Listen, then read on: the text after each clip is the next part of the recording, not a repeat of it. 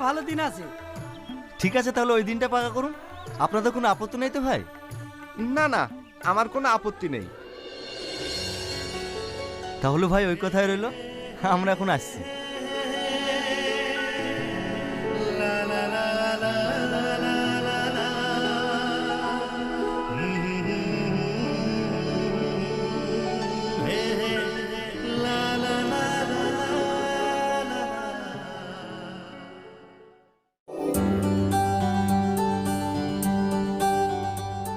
আর লুকোচুরি করে আর আমাদেরকে দেখা করতে হবে না।